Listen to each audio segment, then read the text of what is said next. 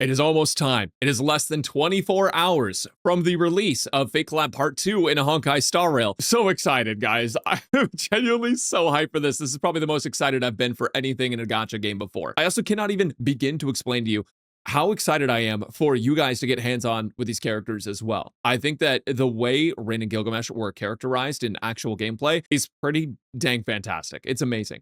But more importantly than that, I saw that they just released the trailer for the Fate Unlimited Blade Works Collab Part 2 story. And this is actually really important to me because yesterday I went ahead on my Fate only account and I played through the first Fate collab event. And the reason I did that is because I wanted to experience it in retrospect, see, without all the doom posting, without everyone around me whispering my ear that it's bad, was it actually bad? And having played it yesterday, I actually think it was pretty bad. I really do think that the story itself was not very interesting. The way the characters are characterized was fine, but it just felt like, you know, coming from a big company like Hoyoverse, like they could have made it a better story overall and a more interesting collab. But I also recognize that they were working with the constraints of the few characters that they actually had in the story. Now they have 5 Fate character models. They have Archer, Gilgamesh, Rin, Lancer, and Saber. So we now have 5 Fate characters available for them to tell a different story with us. And in this trailer that I want to go over with you guys, they showcase some different things here that I think are going to make the story significantly more interesting. At the very least, I am very hopeful of the second part being much better than the first part. And I actually have some faith that they're going to deliver here because this trailer looks insane. It's not just the ending clip of the story. I'm pretty sure it looks like it's more than that, right? And I think that that signifies that maybe we're going to get some actual, you know, Fate action. I think part of the problem with the first one was that the first collab felt like it was trying to introduce HSR players to Fate, but more than that, it was trying to introduce Fate players to HSR. And me being someone that's familiar with both, I kind of felt like it just dragged on for a really long time with things that like I'm already aware of. Like I don't need a reintroduction to HSR. And I think that was kind of a big thing for a lot of HSR players is they were turned off by this idea that like, oh, we have to re-meet all these characters and we're going to have all these long dialogues with the characters so you can figure out who these characters are. It's like we just had 60 hours of dialogue in Penacony telling us who Robin is, right? Like we already know this. We've been through the story. That and of course, budget-wise, like you would think that they could do a little bit better. They absolutely could have. But for this story, I have high hopes because not only are there more Fate characters, but this trailer looks awesome and I want to break it down. Let's get into it. Instantly, frame 1 Ishtar. Lancer's back, so we are going to see more Lancer. So this is cool. Fate Strange Fake just started releasing more episodes this year, if I remember correctly. They had their first episode come out like 2 years ago, and then another episode premiered on YouTube for some reason, like a year later. And then they finally decided to like actually start airing the episodes. That's a great show, by the way. You guys should watch it 100%. But I'm glad they're going with a different theme here.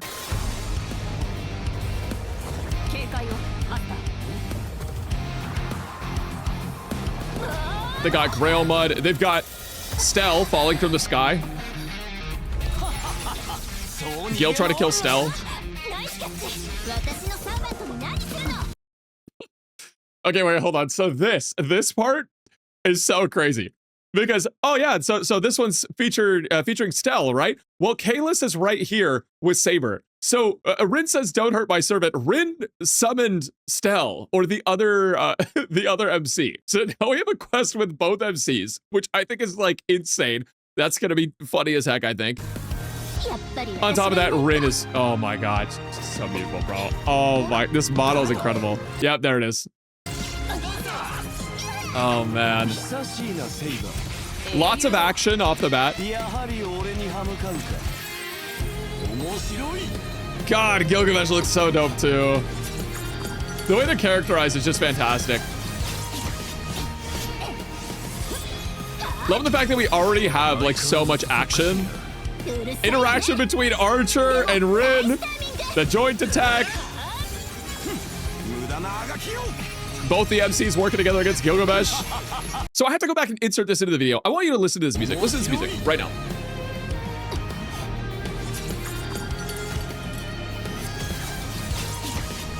This is a Brave Shine reference. This is literally a remake of Brave Shine. It is literally a remake. Hold on. Listen to this. And now listen to Brave Sean. I'm gonna edit it into the video.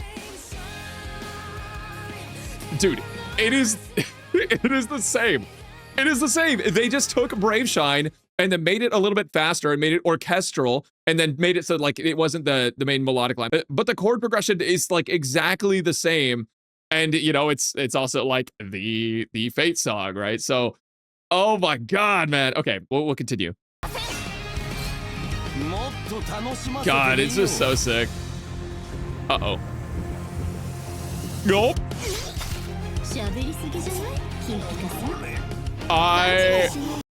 Dude, what?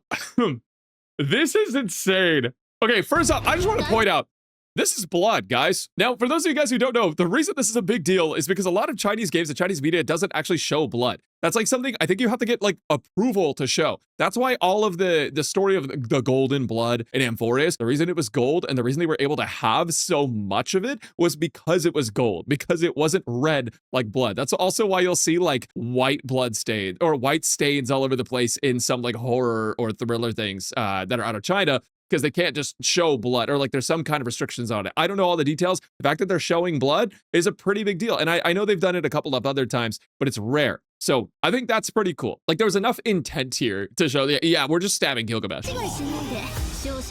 Also, I love that they incorporated Ishtar here. I know some Fate fans are like, what the heck, man? Why is Ishtar here? This doesn't make any sense at all. It's fake, bro. It's Fate, Star Rail fake, dude. It's meant to be not real. It's meant to not make sense, right? Like, and I think also on top of that, like there is some canon lore here where the fact that like Ishtar basically can inhabit Rin's body because she's a very powerful mage and it's very well suited for her. And then also here, if you guys don't know, we kind of figured out that Ishtar would be on this because in the initial Gilgamesh announcement, there was laughing out loud today as always, right until getting dragged into another world by some adversarial goddess. Who else could that be other than Ishtar, right? Like there's no one else. So like we knew this is gonna happen. I think it's sick. Personally, I like the twist. I like that they made Rin basically like a DPS almost, right? Like her role is like with Archer to support him, but also she's not just support, and I think that's cool. Anyways. Also, she looks so good, bro. Gorgeous. And then Rin is just the GOAT and so powerful, and I guess she's able to just return to this.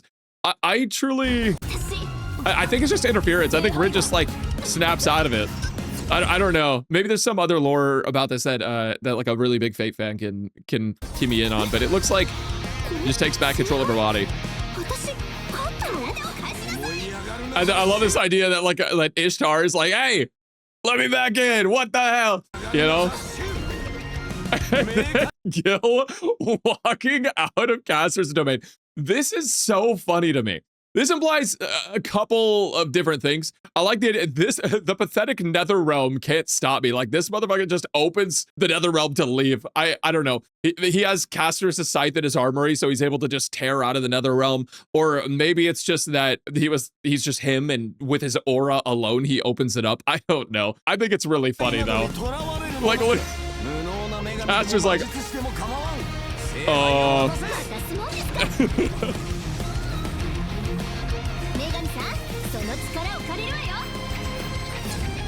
oh, dude. And this is, hold on. This is Space Ishtar's NP. This isn't even regular Ishtar. This is Space Ishtar NP. With all the planets. So you have both. God. So sick. This trailer gave me so much hope of this collab, guys. It really did. Like, this truly changes how worried I was about the collab entirely. Because I had concerns about it. I was like, you know, maybe they make the characters amazing. Like, I think Archer and Saber are pretty amazing in how they play, right? Maybe they make the characters amazing, but like this story, after replaying it yesterday, I kind of feel like the story just wasn't good. So I was really hopeful that they wouldn't just go the same route that they did before. And it looks like it is pretty dang different. So I'm very excited. I mean, oh my god, that trailer is so sick. There's so many different things mentioned. I mean, we have Ishtar and Space Ishtar influence kind of in Rin's kit, and then we also have 2 MCs on the same field, which is crazy. And one of them is a summon, which I think is funny. You know, I was kind of annoyed at the NPC summons in the other event too, but having the MC as a summon, I think it's like kind of funny, right? Because like, oh, we're a hero in Star Rail's history, so. Also, this is hilarious. Lancer, the only one not dying? Hold on, was he not in the cart? Oh my god, Lancer wasn't in the cart. He's the only one who didn't die. Lancer is not dead! We're winning! And then I also like the little poster they have in the back. They've remade the original Fate Unlimited Blade Works poster. If you guys don't know, if you look at the Unlimited Blade Works poster here, you can see like Artoria, Rin, and then you have Archer and then Shiro. Instead of Shiro, we have the MC and then Archer and then Rin and Saber. Except these guys are a little flipped, but you know. So I don't know. I have really high hopes of this collab and this collab story. I can't wait to play it. If you guys are interested, I am going to be E6ing every single Fate character tomorrow when the Fate collab drops in Asia on my Twitch at twitch.tv/Braxophone. I have not decided if I'm going to stream on YouTube yet because sometimes my PC won't let me record while I'm streaming to 2 platforms. Sometimes it gives me this NVIDIA error that says it's too busy or something. It can't record, and I need to record it for the video. So if you guys want to be there for sure, I'm going to be live on Twitch at twitch.tv/Braxophone polling E6 of every single character. I also have viewer polls coming up the next day, and then we're going to be doing the story, and the story I will definitely stream to you guys too. But I really, guys, I cannot wait to show you guys how awesome these characters are, and I can't wait for you guys to experience it yourselves. This is going to be amazing. I really hope the story pulls through. The story trailer looks amazing too, so I have really high hopes. Let me know if you guys are excited as well, and until then, I'll catch you next time.